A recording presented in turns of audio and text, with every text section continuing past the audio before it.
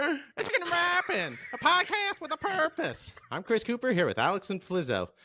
Last week we learned to flex on these bros. Now for a little ditty. Yeah. They say birds of a feather flock together, so let's fly on this fair weather. Caw! Can I get a hootie screech?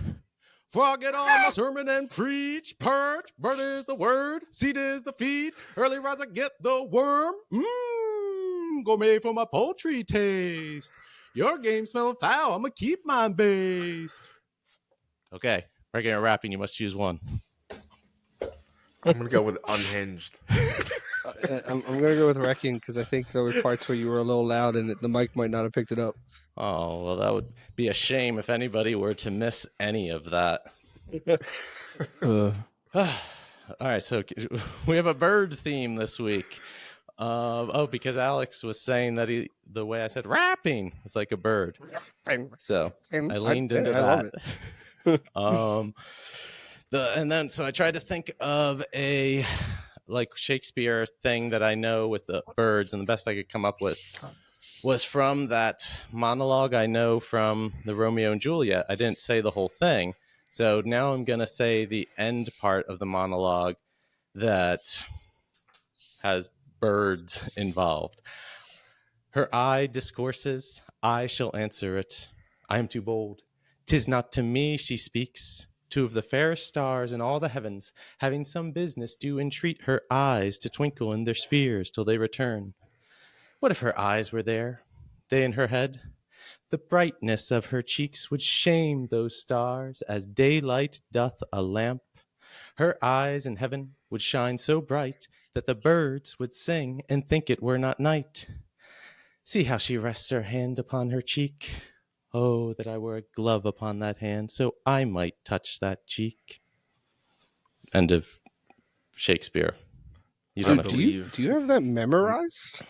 Yeah, so the reason I memorized that was because we knew that my daughter was going to be a preemie and that she was likely to be in the NICU, and she was for like the first 5 days of her life. And I couldn't touch her except for designated times where she was getting changed or fed. And that was my plan, is I'd learn this monologue so that when I'd show up at a time, I can say it. She knows I'm there. And I was also memorizing it while she was in the womb. I like to touch the womb and get the vibrations going. So yeah, that's why I memorized that monologue. Maybe it's So not having a child. You read by it itself. every That day? sounds so creepy. I say it every day? I did way back when. And then for maybe like the first month or so.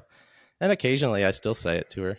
And I'm going to learn a new one for the new baby as well. I'm planning something from A Midsummer Night's Dream. We read Puck, you might remember. I'm not going to do a Puck one. I want to do a female character's monologue. Hopefully a fairy, I guess. Yeah, I was going to say, aren't the only female characters are witches? Not that I know. I didn't think there were witches in there. Hopefully there aren't. Or hopefully, Aren't there 3 witches? Oh, that's Macbeth. Haven't read Macbeth. I said I was going to read it after Othello. I finished Othello and then I read Midsummer Nights already, but I'm reading again because, like I said, I read a page every night and do the vibration. Outside of the monologue, when I would do the vibration on the belly reading at night, I read Paradise Lost. Are you familiar with that book? Anybody? I've heard of it. Okay, so it just tells the story of the fall, Adam and Eve biting the fruit and that. But it's like, I don't know, 200 pages. It's epic poetry, and it's written in English. So that's why I learned it, because the epic poetry in English is important. That's how I improved my lips. Like when I read the Shakespeare from the book, I couldn't read the way I do before I read Paradise Lost. So that book changed my physical being. So do you read it out loud? Yeah, because I think that's important. Okay. So getting into things. A reason we need strong men is peoples get conquered. If you're ashamed of your history, think your culture is inherently bad, and don't reproduce, you're already conquered. I disagree with that. Why is that? What do you have? Well, what do you mean by ashamed of your history, though? you can be critical of it and not be like Well, always improving. not. Yeah, but people's history, you can be like, hey, that was pretty bad what my people did in the past. I shall not repeat that. Yeah. But if I would say that's not ashamed of it to a But certain do you extent. still recognize they were human? Like, we are, I mean, we said, I think, Yeah, but there's last week, being human and will there's be laughed being at. a-hole. I don't know. It's tricky when you get into history, though, because Not I mean, really, that's because what we're there's talking people about, like, conquering each other. but you can, there's definitely history where people around other people recognize that what they were doing was wrong. Yeah. So you could say, like, they were wrong about it. Do you understand, or do you, I don't know, accept when there is a reason for them acting a certain way? If there is. Well, I mean, it's just So it being depends human. on what we're talking about, right? Like, it could, If you're talking about like fighting or war, then there's like, okay, this is why that happened. Resources or whatever. But if you're talking about like certain actions that people did, it's like, well, did they need to, like, let's say, enslave those people? No, they didn't. Was it popular back then? Not exactly as popular as it should be. Like, was it something that people did? Yes, but As it didn't should need to be. happen. yeah, what's the appropriate amount? Right? Yeah, No, I I mean, mean, that's, because so I hear that excuse for like early American history. People are like, everybody else was doing it. It's like, well, no, that's not everybody was doing it. I was leaving that caveat for what you were saying because it was a blanket statement. that, But if you look further back and you say, oh, this land invaded this land and but took so it like, over, it's like, can that's a there be different things view. gained from those bad people? Like, In what sense? I don't Of know, what not whether to it's do? technology or just information that they've produced. Like, can a bad person also help society in large? Can they? I'm sure there have been contributions done by people that were also not good actors. So then we have to Well, weigh this, and who are we to be passing judgment on good and evil? And that's why I say to err is human. Yeah, but there's some people that there's certain parts of history where you can look back and say, all right, in their time, they weren't that bad. Where it's like, looking back in our lens, it's like, oh, that was terrible. But then there's other acts where it's like, okay, that was bad back then, and they still did it. Yeah, I don't know. I guess I also just have a soft spot for these people because I can imagine myself doing way more horrific things under the right circumstances. I was in the military. That was my job. Yeah, That is conquering. Like, when you rid a land of the able-bodied men, you're left with women and children. Now, if those male children are allowed to grow, they will become able-bodied men. So what do you do with these male children? And that's a horrific thing, right? Yeah, okay. We're talking about, that's war, which is one thing.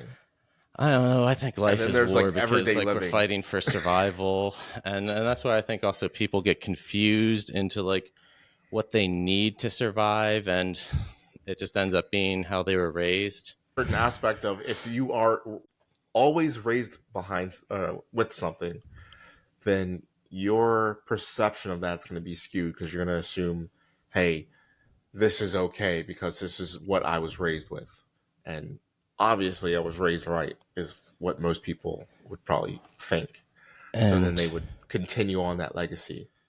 we are albeit working to messed up. figure out what is raised right. I wanted to go in the complete opposite direction of masculinity because of the stuff I was saying last week.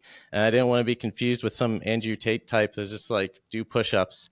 But I saw someone posted on a Facebook group asking the question, is there any benefit to a man getting married? And I saw a bunch of people giving bitter takes, mostly divorce, and I do need to give disclosure that I'm on my second marriage, and things are infinitely better this time. Going on Yeah, 9 man, that's what I heard. years. The second marriage is always the best. Well, you figured things out, I guess. But I want to recognize that life isn't always winning. You're going to have setbacks, and a mantra I've used is, if I fail, I fall forward. So I'm going to answer this question: is there a benefit to a man getting married? I'll give my 3-piece statement and then talk about each one. Marriage is commitment and follow through. A man gains in marriage the building of a relationship, an opportunity to provide or serve another, and the final benefit is love. But you could benefit. You can get that from, as bad as this sounds, you can get that from owning a pet, right? No. Yeah, no, because at the end of the day, humans are special. That's the line we have to draw, is so that you Because can't. you can get love from a dog. I mean, you can But get no, love, so but you- it's not going to reach the It's not same the same. level. Committed to the dog. You have to feed the You dog. you Yes, can yes. give And it's a the great same pet. things to the pet that you give to a partner, but you are not getting the same things back. It's not the same level. A pet is I mean, not some a person. people, They but cannot commit on the same level. They cannot love on the same level. It's not the same. so with that same level thing, first was building a relationship. It takes time. Life that doesn't progress over time is Groundhog's Day. Life is a series of tests that get progressively harder and more rewarding. A couple is 2 halves of a whole and better together. My strengths help your weaknesses and vice versa. That's on the benefit of a relationship. So, the strengths and weaknesses part. Mm-hmm. I always, you hear like the saying "opposites attract" and everything. Mm-hmm. So you think it would be better? Well, if your weaknesses and their strengths kind of coincide, and you guys being opposites, that would be a beneficial thing. So if you were to be in a relationship with somebody who was just like you, do you think that would hinder it, because then your strengths are their strengths and your weaknesses are their weaknesses? I don't think necessarily. I mean, I guess I'm not looking at judgment on that level, because I'm thinking like, because who's to say maybe this type of person would be better in a relationship with someone like them, where this type of person is better in a relationship with someone completely different. But whenever you're in those relationships, then it'll start to like flow like water, and you'll discover who you are. And that's why it takes time. Even if you start, like, I'm not going to say opposites, but you're not the same at the beginning, and you grow to become the same. Hmm. And that's the thing. Like, if you're the same in the beginning, you're not going to learn, you're not going to grow, there's not going to be any change. So yeah, I guess in theory that if you're not the same to start with, you'll grow to appreciate and learn and be better at things, and like you'll teach each other. So you'll grow to be the same. And then that creates I guess a stronger bond, or yada yada yada. Yeah, I think you grow together is the thing I like to talk about. Yeah, you fill in the gaps between the two of you. The next one is, well, a thing for another. The opposite of this is selfishness, and we know that doesn't feel good. I can bear the load, and it makes me happy to save someone from that pain. In order to lift more, you must get stronger. That is the source of happiness. It didn't make a ton of sense that you're saying that you get, well, I mean, I understand that you can get a benefit from giving to someone else, but like that's not saying that there's a negative with selfishness. If you're acting in a way that only takes care of yourself, you're going to hurt those around you because they're not as important. That's just would be in the definition of selfishness. You're the most important. But I guess there are times it's okay to be selfish. Yeah, sure. I mean, there's always, you got to have a little bit of shadow work. But if you always act in selfishness, then you're going to have a bad time with everybody else, or everybody else around you is going to have a Whereas bad time. if you're always trying to provide for others, I mean, not to the point where you get injured, which is, I'll touch on that next. Life's going to get better because there's going to be a give and take from them as well. And now you've amassed this community that cares about you. And you made their lives better too, so they're doing better.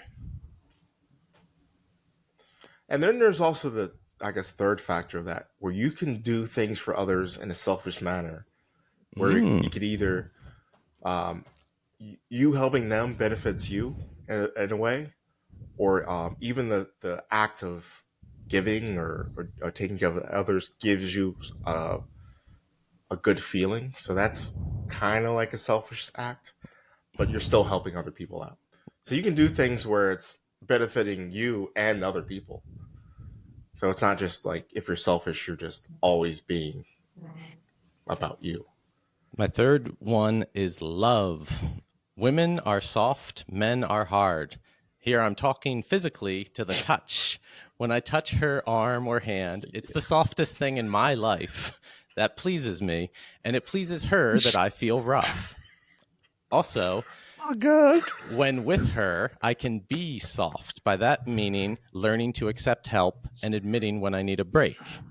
So that's why I said of like, you're not helping people to the point where you're breaking yourself off. You have to learn to accept help from others. And that's also the shadow work is like, women make men soft, men make women harder, because he's going to drag you into a crazy adventure like starting a business, buying land, or maybe leave you with a kid.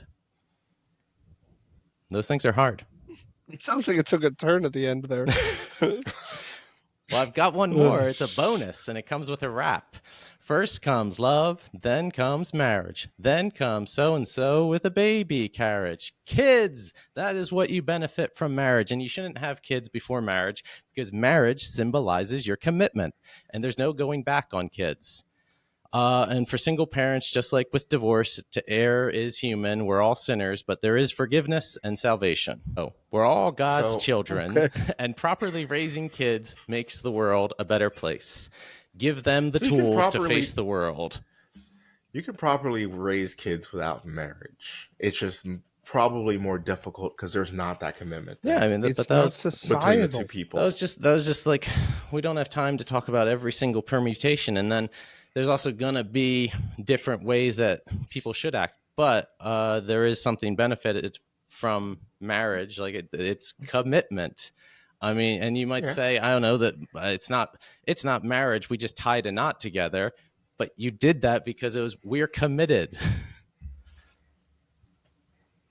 I got a knot sitting on my table. Anyway, But so how should we raise our kids? Not without commitment. The most valuable thing you can give a kid is your time. So we've Kids talked don't about have spirit. a concept of time. That's a bad faith argument.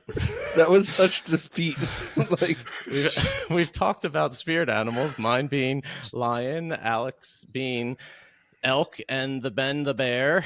Yours was the wolf. Could you tell us more about your connection with the wolf? Let's see. The wolf. Wolf is like a strong character, but often seen with a pack, running with a pack, or could be like the lone wolf. So I can see myself in both, where certain times I can just act alone and be fine, and then a lot of the times I like to run with a pack, just be part of the group and survive that way. Do you like to howl? Every now and then.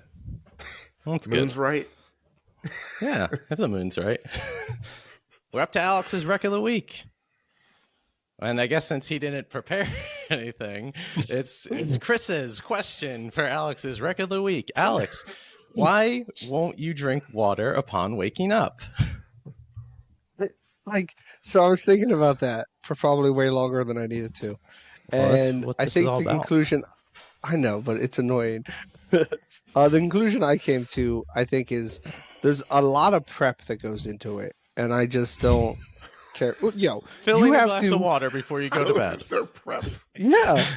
Like you have to plan that ahead. You also want it to be sealed. Like you're not just gonna leave an open glass of water by the bed. You can leave it open. Yeah, you leave an open glass of water by the bed. All right, some Hey, stuff I don't know how you you're people fine. sleep, but I mean, like, if I'm rolling around or tossing and I knock over a whole cup of water on the bed, I'm going to be very annoyed. Leave it at like the bathroom. It's not sitting nightstand. on your bed. Are you a Muppet? Or the bathroom. Muppet. My headboard is like a Kermit shelf. the Frog going.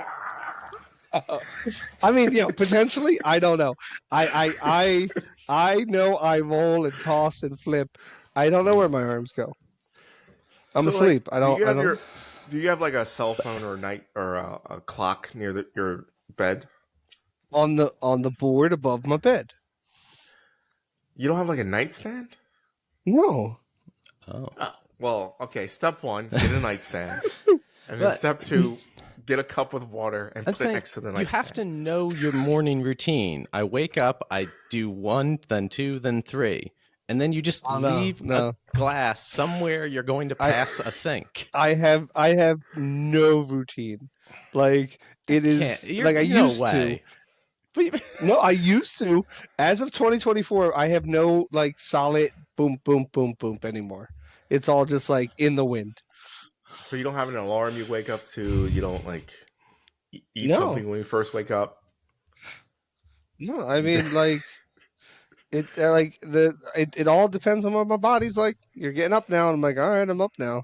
I don't want to be, but I'm awake now. And then it's like, well then I'm not going to go through the effort of making a glass food. of water and drink it. Yeah, but then like have you ever drank old water? Yes, it's horrible. I've drank all kinds. What is of water. old water? Water that's just been like sitting in a. I don't know, like that, like.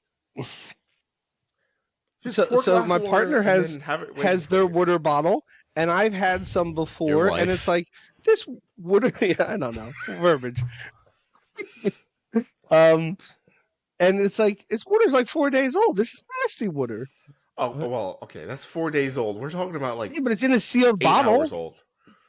Yeah, but like that would require me to prep setting the water up, and that is just not how my sleepy time brain works. Yeah, if I'm going to bed, I'm not like, oh, let me get a cup of water first, and then the goal is bed. Like an hour before you go to bed. I've had as much wrecking for 1 week as I can handle. I need some Bible reading. It was Matthew chapter 5, verses 21 through 25. It's going to be about loving one another and not thinking too high of yourself because you think that you're not. Ye have heard that it was said by them of old time, Thou shalt not kill, and whosoever shalt kill shall be in danger of the judgment. But I say unto you, that whosoever is angry with his brother without a cause shall be in danger of the judgment. And whosoever shall say to his brother, Raka, that means something like worthless, shall be in danger of the council. But whosoever shall say, Thou fool, shall be in danger of hellfire. Therefore, if thou bring thy gift to the altar, and there rememberest that thy brother hath aught against thee, leave there thy gift before the altar, and go thy way. First be reconciled to thy brother, and then come and offer thy gift. Agree with thine adversary quickly, whiles thou art in the way with him. So I guess I want to say I'm sorry for getting worked up over that water situation.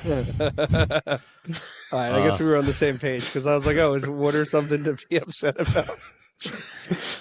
No, I don't know. I just don't it's free, and it makes your life better. Hey, I think during the podcast is when I drink the most water. Because this is just tea. I guess we have tea is just water. Whoa. Caffeine, probably. I'm going to disagree with you on that. Tea is water. I don't put, like, I put all the water in and then put two little bags in. There's no way that makes it less water.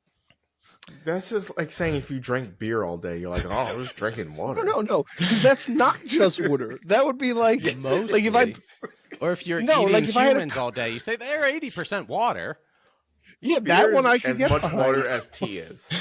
No, it's not. If I was to fill this up with water and then soak hops in it and then called that beer, then yes. Beer but does that's have not more what sugar. Beer is. I need to get out my note on the Bible, just that the Bible can be used against you. A person can choose any verse to spread evil. Even the devil quoted verses to Jesus. That is worshiping without faith. Walk with faith. A history section. So I live in the house of this guy that wrote a history book titled The History of This County, 1822 to 1922. And he mentions this house and the guy that lived in this house 100 years prior. They were both Methodist priests, and the house was first like a single room log cabin. But in the beginning of his history, he says this: no people can be truly prosperous in the truest sense of that term unless the character of the citizens is built upon faith in the true God. But for the influence of the Christian religion, we would be no better than the people in heathen lands. How do you guys feel about that? Kind of one-sided perspective, but Well, he's a pastor. Yeah, but oh yeah, if so you say all people in heathen lands are a certain way, it's kind of weird. I don't know. But not from the 19th century pastor perspective, I guess. Mm-hmm. But I also think of like what happened with America. You think of like, so I'm thinking of the colonies now and John Smith, and they used that was a big point of like the Bible was a way that they were able to get people organized. I mean, he who doesn't work shall not eat. It was like a saying for them. But there were a lot of different companies all up and down the coast, and most of them didn't make it. So that's like, what is a person's mind like in that situation is pretty hard to comprehend, I guess. But like religion then is like what pulls them out of this world. And these weren't the rich people. Yeah, either. it gives you a unifying perspective and I guess a set of morals and goals, so it kind of aligns society. Yeah, and gets you all on the same page, so to speak. Yeah, because you can't have people calling themselves king and then writing all these wild rules, which I guess is what was it, King Henry VIII? He was the divorced first, then he started his own religion. On the flip side of religion, I've got physics to talk about today. Are you guys ready? We're not doing 24, just so everybody knows. But I know everybody looks forward to it. I know. But we've got physics, and this is so much more exciting. I should be sharing on the screen. We're going to be learning about a lens because we're going to talk about space and reality. But this is the physics and the math behind how a lens works. On the left side, you'll see a lens and one red ray going through the top. It's going parallel to the axis. Therefore, it is refracted by the lens so that it passes along a line through the focal point behind the lens. Now, the focal point on a lens is the same front and back. So you'll see on the diagrams F, and I'm going to call them F naught. It has the little apostrophe after that. So that's the first ray. The one image below that is going to be the second ray, and ray 2 is drawn to pass through the other focal point, F naught, and emerge from the lens parallel to the axis. So you'll notice that it's reverse to the first lens, where it's parallel, and then it goes through the focal point. This goes through the focal point and then comes out parallel. And the third ray, the third image, is going through the middle. And I should have specified earlier that these rays are bouncing off of an object. So this is how you're seeing the light. This is the third ray. It's directed towards the very center of the lens, where the two surfaces are essentially parallel to each other. This ray, therefore, emerges from the lens at the same angle as it's entered. So it's basically a straight line. And then at the lower part of that image, we'll see where the rays converge and then emerge, and that's when an eye can pick it up, or you could also have that emerging onto a wall. Now, the other side is the math. Now, if I lose you with all this math, don't worry, and then we'll be talking about why I even cared about it in the first place. But this diagram of a lens also has markings like A is the center, HO, which would be the height of the object, HI, which is the height of the intersection, F is the focal point, B is the height of the object, and A is the center. Consider the two rays shown in the figure for a converging lens assumed to be very thin. The right triangles FI0 I and FBA, highlighted in yellow, are similar because angle AFB equals angle IFI0. Now we're going into the equations. That's the first equation. So the height of the image divided by the height of the object is equal to the distance of the image minus the distance to the focal point divided by the distance to the focal point. Since lengths AB equal the height of the object, triangles OA, O0, and IA, I0 are similar as well. Therefore, this is the second equation, the height of the image divided by the height of the object is equal to the distance of the image divided by the distance of the object. We equate the right sides of these two equations, the left sides are the same, and divide by the distance of the image to obtain the final equations, which is, I'm just going to read the one in yellow, 1 divided by the distance of the object plus 1 divided by the distance of the image equals 1 divided by the distance of the focal point. Now, do you understand how lenses work? Yes. Okay. I mean, if we say yes, does it end this? Yes. Well, we've made it through. And the whole reason I needed to do that was to say that that is real life. When you look through a lens, it makes the object bigger, and that it is all mathematically provable. Oh, and I needed to let you know what book I was using. It's Physics, Volume 2 by this guy, but at the end of the day, you can't use this because you need to purchase a Connect access code. That's a little college humor about the scummy business universities got themselves into. They didn't like used book sales cutting into their profit margin, so they started selling a subscription to a book for one semester. Yeah, one of my last classes I took last year, we had a digital book that was kind of like forced upon us. Yeah, well, it seemed pretty scummy. I'm like, what the? Yeah. Like normally I was buying used books and like recycling, but yeah, then they were like, oh, you have to pay for this digital book. And usually, but then it tracked everything you read, and I'm like, I don't like this at all. Yeah. But yeah, I don't like those codes. But the lens, this is the difference between the Hubble and Webb telescopes. Is those are not a lens; those are a series of sensors that then have a program that tell you what they pick up, and they color it however they want. And so that's why any image you see of space is CGI, computer generated imagery. AI has the same problem. You're writing code to simulate the real world. The program returns an answer based on how it was coded. Real life imposes itself. The lens equation can be reproduced by anybody. Yeah, but not every image of space you see is from like a program like that Hubble and the James Webb Telescope use. But unless it's just if you want to look further out, then you would have to use those X-rays or yeah, those radio ones waves. do ultraviolet.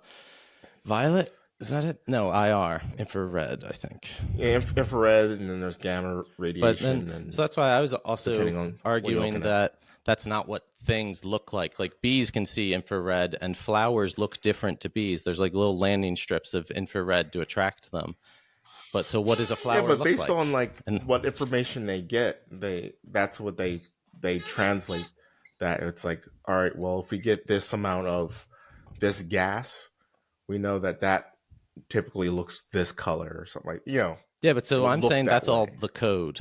Where like if you just look through a lens, it is what it is. Like there's no story to be told.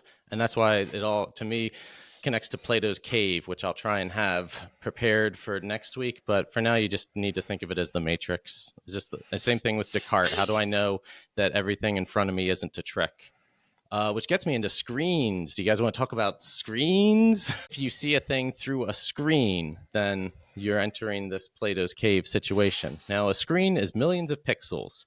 4K resolution means an array of 4096 by 2,160 pixels. A screen is finite, where reality is infinite. Each pixel can be lit by one or a group of LEDs, light-emitting diode. A diode is typically anything allowing the flow of electrical current in one direction only. So those LEDs have red, green, blue colors. How do you see yellow? Do you know? Some of them have yellow sometimes. Well, the ones that have red, green, blue.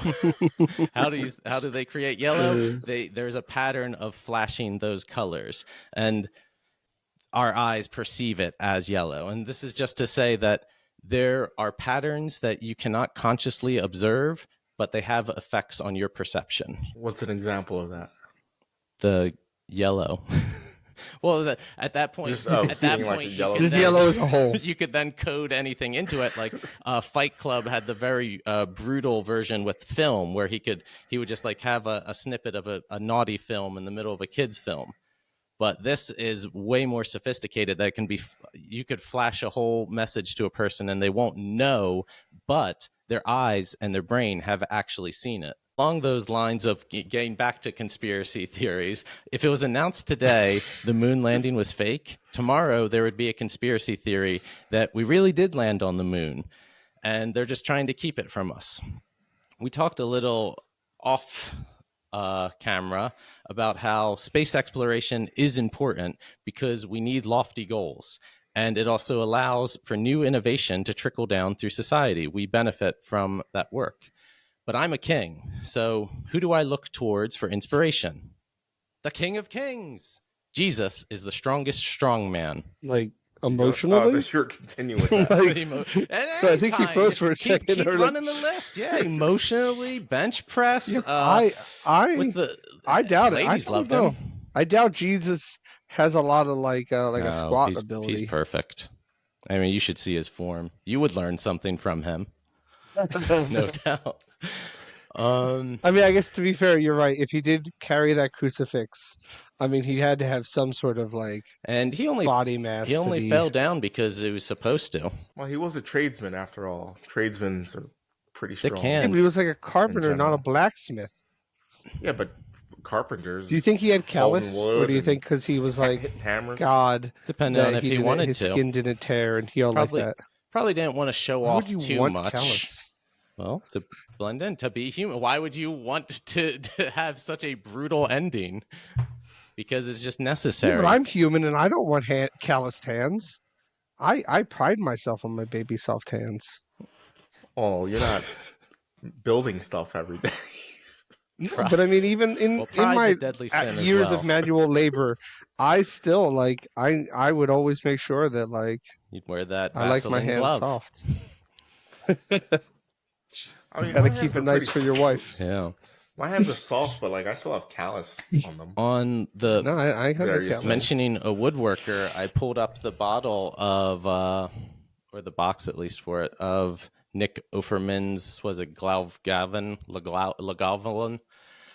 There's a little image of him you can see. Do you sit around drinking scotch? No, I don't drink that because it tastes like smoky additive, so they're not a sponsor for us, unfortunately. But I want to talk about what is necessarily manly about him. What is drinking manly? No. Beard manly? No. You should keep that just trim. We've got stuff to do. That'll get dirty. And what else? Just wood. Is woodworking manly? I guess if Jesus did it, then yeah. Jesus had a beard. I'd say it is. Well, it was a different time. We talked about a throwaway technology wasn't there yet. Throwaway culture last time, and people want to throw away their government. People will say this system isn't working for them without asking what they have done to earn the respect of the system. And on accepting failure, the master has failed more times than the apprentice has tried. This is the end of my notes. Yeah. Now, if there's anything you would like to get out, we are I wonder ready. if Jesus sounded like he had a beard. Interesting. How do you sound like you have a throwback? I don't know, Flizzo. I don't know. All right. So make sure to check out Alex on all social media, CU3Scott. Follow him on Google Maps, my website, drawingmylifeaway.com. Thank you for listening. I hope you had a nice day. Goodbye. Adios. Deuces.